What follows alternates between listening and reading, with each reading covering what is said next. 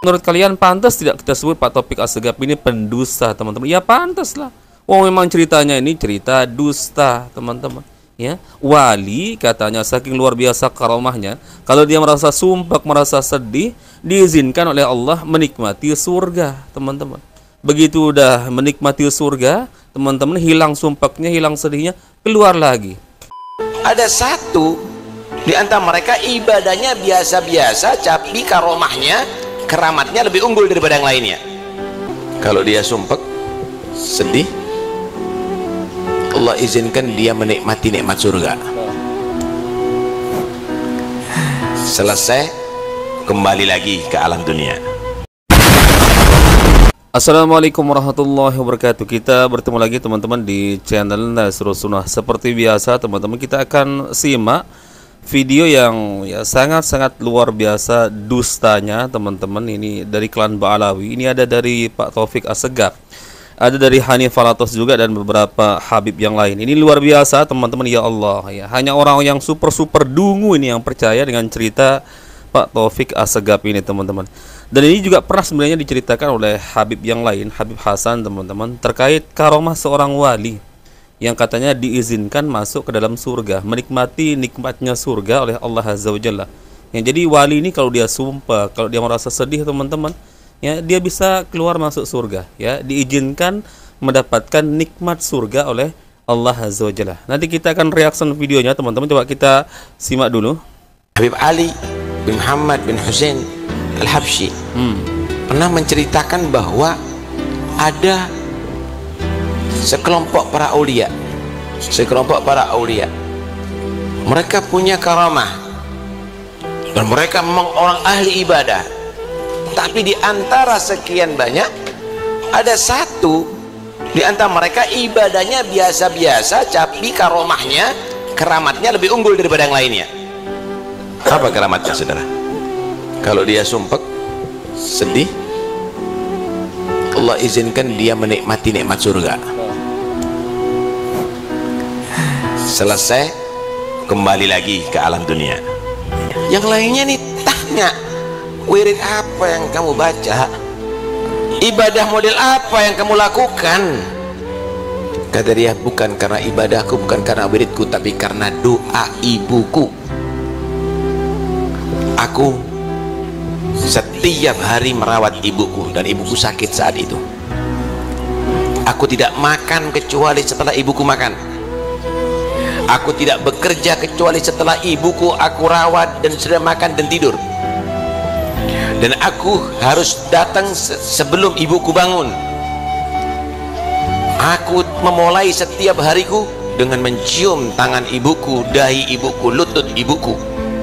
Akhirnya satu saat ibuku merasa puas dengan aku. Dia memohon kepada Allah, ya Allah, jangan engkau matikan anakku kecuali setelah engkau masukkan surga berkali-kali. Nah, ini menurut kalian pantas tidak kita sebut Pak Taufik Assegaf ini pendusta, teman-teman? Ya pantas lah. Wah, memang ceritanya ini cerita dusta, teman-teman. Ya, wali katanya saking luar biasa karomahnya, kalau dia merasa sumpek, merasa sedih, diizinkan oleh Allah menikmati surga, teman-teman. Begitu udah menikmati surga, teman-teman, hilang sumpeknya, hilang sedihnya, keluar lagi. Ini kan goblok sekali, teman-teman. Kalau memang itu benar, ya udah masuk surga kok keluar lagi. Subhanallah, teman-teman. Lalu alasannya, ya kenapa karomahnya seluar biasa itu? Karena saking baktinya kepada orang tuanya. Sekarang ada tidak ya di kalangan sahabat Nabi yang jelas dijamin surga? Kata Rasul, Abu Bakar di surga, Umar di surga, ya Utsman di surga, Ali di surga. Kemudian yang lain, teman-teman, pernah nggak mereka diizinkan masuk ke dalam surga ketika mereka masih hidup di dunia? Padahal kita tidak ragukan, teman-teman, Abu Bakar walinya Allah Azza wa Jalla sampai dijamin surga. Bayangkan ya, mereka dijamin surga padahal mereka masih hidup. Akan tetapi teman-teman, secara akidah mereka belum pernah masuk ke dalam surga. Karena yang masuk ke dalam surga ya orang yang sudah mati. Kemudian setelah selesai hari hisab, teman-teman, diputuskan ini di surga, ini di neraka. Kecuali Rasulullah SAW, teman-teman, ketika Isra Mi'raj, memang Allah Azza wa Jalla khususkan, diizinkan beliau masuk ke dalam surga, diperlihatkan neraka jahanam, teman-teman. Yaitu kekhususan Nabi SAW. Kemudian kalau dikatakan ya saking baktinya kepada orang tuanya, Uwais Al-Qarni saking baktinya kepada ibunya teman-teman, hanya sekedar bertemu dengan Rasulullah SAW secara yaqadhatan, secara jasad, nggak bisa. Apa ada yang ragu tentang baktinya Uwais Al-Qarni teman-teman kepada ibunya? Akan tetapi hanya sekedar untuk bertemu dengan Rasulullah saja Allah belum izinkan. Lah bagaimana dengan masuk ke dalam surga? Diizinkan menikmati surga teman-teman. Ya, makanya sampai Rasulullah saja berpesan kepada para sahabat Nabi. Salah satunya kalau tidak salah Umar bin Khattab, wahai Umar, jika nanti engkau bertemu dengan salah seorang yang bernama Uwais Al-Qarni, maka mintalah doa darinya. Karena sungguhnya antara doanya dengan Allah Azza wa Jalla tidak ada hijab. Saking mudahnya doanya Uwais Al-Qarni dikabulkan. Dengan asbab apa teman-teman? Baktinya kepada ibunya, orang tuanya teman-teman. Ya, tapi nggak ada cerita Uwais Al-Qarni saking luar biasa baktinya kepada orang tuanya, tiba-tiba diizinkan menikmati surga, keluar masuk surga teman-teman. Ya, hanya sekadar untuk berjumpa dengan Nabi SAW saja teman-teman. Di dunia bertemu secara jasad, Allah tidak izinkan. Lah ini Habib, cerita wali teman-teman. Ya, orang-orang yang hidup di zaman sekarang ini kok bisa punya kelebihan yang luar biasa melampaui mereka, para sahabat Nabi teman-teman. Dan ini juga persis ya pernah disampaikan oleh Habib yang lain teman-teman. Ya, ada wali diizinkan keluar masuk ke dalam surga. Ya, sampai ada bekas pasir di kakinya yang menempel di surga teman-teman. Subhanallah. Baik, sekarang kita simak video yang kedua. Ini dari Hanifah Latos. Sepertinya Hanifah Latos ini ingin membela ya cerita-cerita karomah yang disampaikan oleh klan Ba'alawi ini dengan cara menyandingkannya dengan kisah karomah para sahabat Nabi teman-teman. Baik, kita simak, nanti kita akan reaction. Umar di Madinah radhiyallahu an. Ini pasukan jauh jaraknya saudara. Itu waktu belum ada live streaming. Itu waktu belum ada teknologi, telepon belum ada. Suaranya bisa sampai ke sono, semuanya dengar. Ajaib apa kagak? Ajaib apa kagak? Khurafat palelo menyan.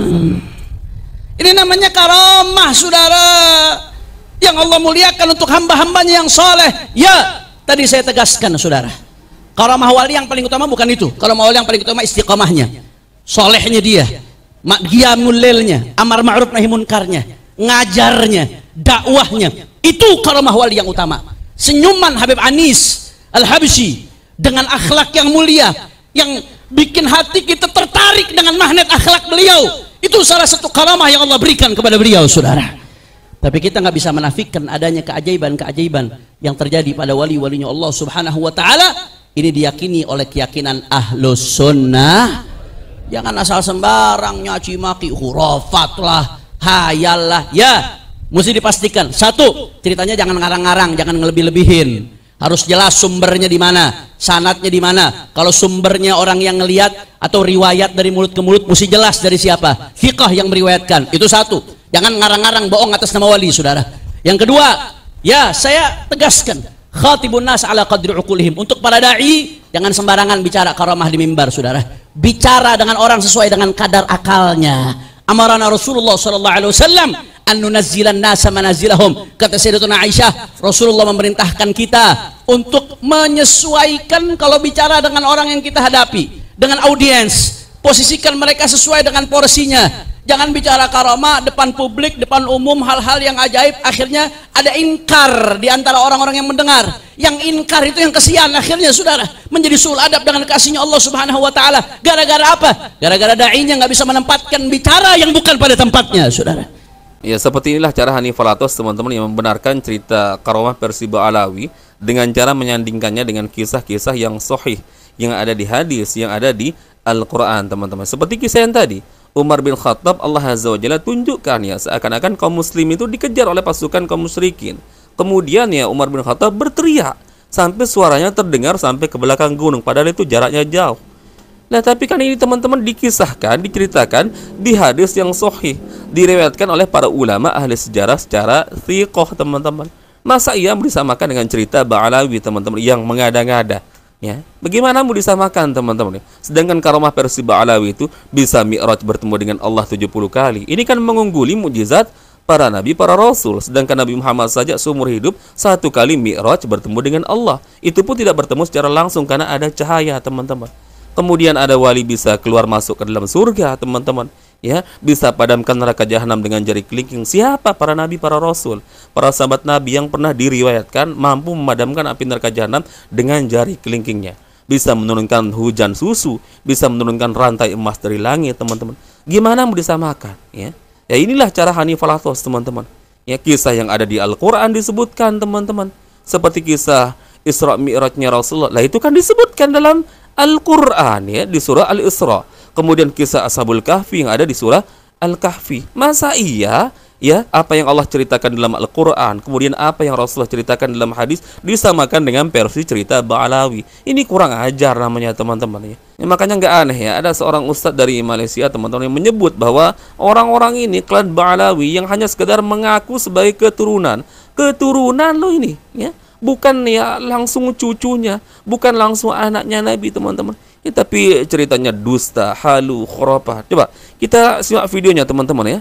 Maka berapa ramai orang yang hari ini mengaku-ngaku keturunan ni bukan anak kandung, keturunan, entah ya entah tidak, keturunan Nabi kononnya. Tapi tengok perangainya, tengok perbuatannya, tengok amalannya, tengok apa yang dia sampaikan, hampir yang disampaikan tu batil. Dan kebanyakan ceritanya adalah cerita halu. Dan kalau nak belajar halu, belajar kepada mereka. Mereka pakarnya, 1 minggu saja belajar dengan mereka akan fasih dalam bercerita tentang halu. Bahkan ada seorang tuan guru yang dulunya hebat dalam menceritakan ini hadis sahih, ini hadis dhaif, hebat dalam bercakap, dah berkawan dengan geng-geng macam tu, geng halu. Akhirnya dia cerita apa? Ditarim, kata dia, ditarim, sekarang jalan di sana tak diberi aspal oleh kerajaannya. Bukan kerajaannya miskin, tapi kenapa? Kerana kerajaannya segan untuk menutup bekas tempat pijakan wali-wali Allah. Akhirnya tak diaspal.